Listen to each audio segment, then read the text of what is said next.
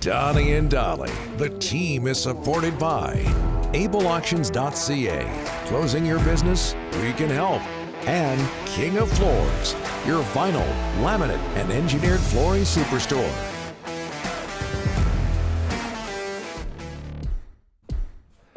All of our guests today are sponsored by Basu Motors, your trusted pre-owned car dealer for nearly 30 years. Check them out online at BasantMotors.com and follow them on Twitter at Basant Motors. Delaney's OK Tire and Langley inbox. Delaney's also sponsoring our Old Man Kane. It is, yes.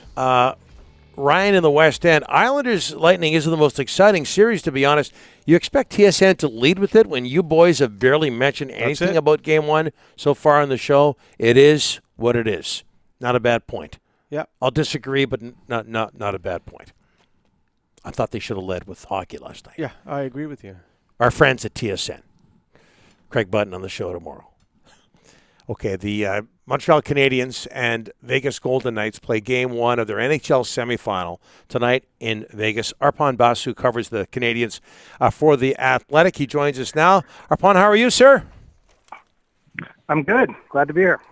What's the buzz like in Montreal right now, Arpon? Normally, the city would be on fire when crowds are allowed, and we do see some pictures of crowds assembled downtown. What's the buzz like in this unusual situation? It's hard to say. I don't really go anywhere, so it's hard to get a feel for the buzz. But there is obviously a lot of interest and excitement. Listen, it's the first time since 2014 that this has happened, and that time kind of was anticlimactic in the sense that Carey Price went down in the first game, and they could never really recover. But it's the weather's getting nice. Some of the restrictions are being loosened, so it's kind of like a perfect storm here. And I think I would imagine there's going to be some pictures, Game 3, of the streets of downtown Montreal with a whole bunch of people in them, because there is a lot of excitement. And you got to just remember, for younger generations of Canadians fans, they've known no success. So it's 28 years since the Stanley Cup. So if you were born in '93, you're 28 years old today, and you've never really lived through this. So it's just a different vibe around the typical Canadians fan is very different from what they used to be. Arpon, what's the keys, other than not having to face John Tavares and Mark Scheifele, what are the keys to the Habs' success so far? It's almost impossible to get to their net. They have done an excellent job of preventing either the Leafs forwards or the Jets forwards from getting to the net for an area. Carey Price is not giving up that many rebounds, but when he does, they're cleared away. There's very few second opportunities that he sees.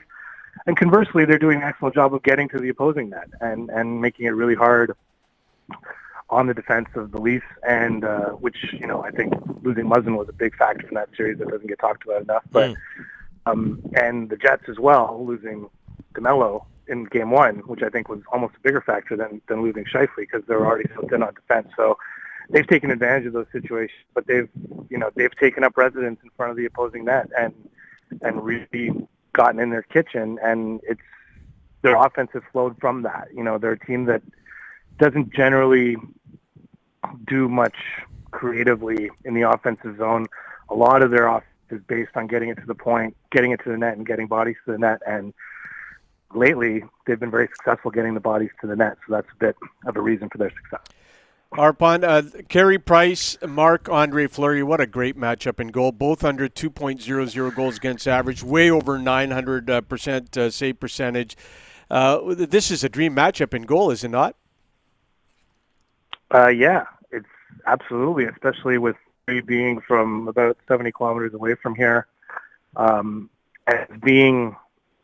He's really sort of the consummate Quebecois goalie of his generation, right? I mean, he is the guy who has sort of taken the mantle from Brodeur and Roy and been sort of the face of Quebec goaltending for this generation. And so, and in kind of an interesting side plot, the last time he faced the Canadiens in the playoffs, I want to say that, I want to make sure I'm right on that. Yeah, I'm pretty sure the last time he faced the Canadiens in the playoffs was in 2010 when they were coming from the Stanley Cup championship, and the Canadiens upset them, and Fleury was, frankly, quite bad in that series. So, a little redemption for him, I think. And Price, obviously, this is, as I mentioned, the last time they were in the conference final, he lose that in Game 1.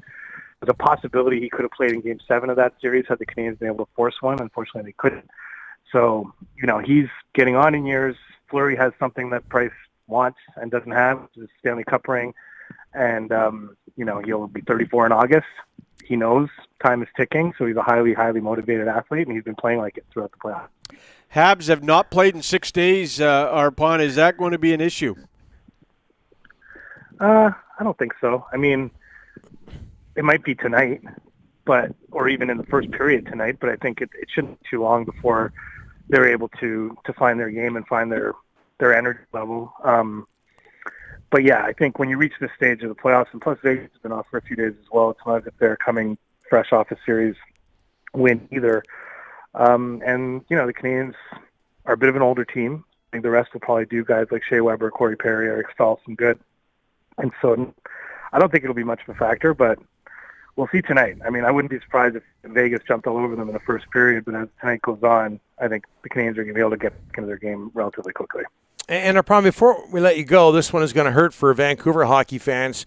But Tyler Toffoli is leading the Habs in playoff points. He led them in regular season points. What was the realistic expectation for him going into this season? Well, I guess it was a lot higher than what Canucks management thought it was. There you go. Yeah. I mean, I don't know. I didn't expect him to score at the level he scored at. It's almost unprecedented in his career, the number of goals he scored. I think he finished with 28 in 55 games. So, I mean, he hasn't really done that before. So I think he exceeded everyone's expectations, maybe not his own, but even Canadiens management's expectations on what he would do, and got off a bit of a slow start in the playoffs, but then, really picked it up towards the tail end of the Leaf series and right through the Jets series, really carried them offensively in that second round. So, yeah, he's been as advertised, and he really impresses me with the way that he overcomes his shortcomings, I guess, and his hot mind is so sharp and his shot is so good, and he just knows where to be on the ice, and he knows when to be there. That he's the fastest guy and not the biggest guy, but he gets it done. You will not win a physical battle with him for the puck. He's pretty good at protecting it, and when he has room, he can really shoot it, and his brain allows him to find that room. So. Really interesting player to me that he doesn't have all the natural gifts that someone like a Connor McDavid has or an Austin Matthews or all the superstars in the league, but he takes what he has and has the smarts to use it effectively at the NHL level. Okay, well, one more. I lied here, Arpon, but you mentioned Scheifele. Jake Evans' health. What can you tell us about his health? Yeah, he's doing well. He was on the ice again today. He's practiced with the team for a couple of days now. He's been on the ice. He was on the ice twice on his own before that. I saw his second on ice session on Sunday. No, not Sunday. On Friday. Sorry. Mm-hmm. Looked pretty good. Was going all out. So he's lucky that you never want to say you're lucky to only have a concussion. It's a serious injury, but that there was no structural damage based on the hit is where he got lucky, and so now he's recovering from that concussion and looks to be on the way back. I mean, I think he should be available to them in the next, if not Game 2, then probably Game 3. Arpon, above and beyond, thanks so much for this. Appreciate it. Enjoy the series. All right, my pleasure, guys.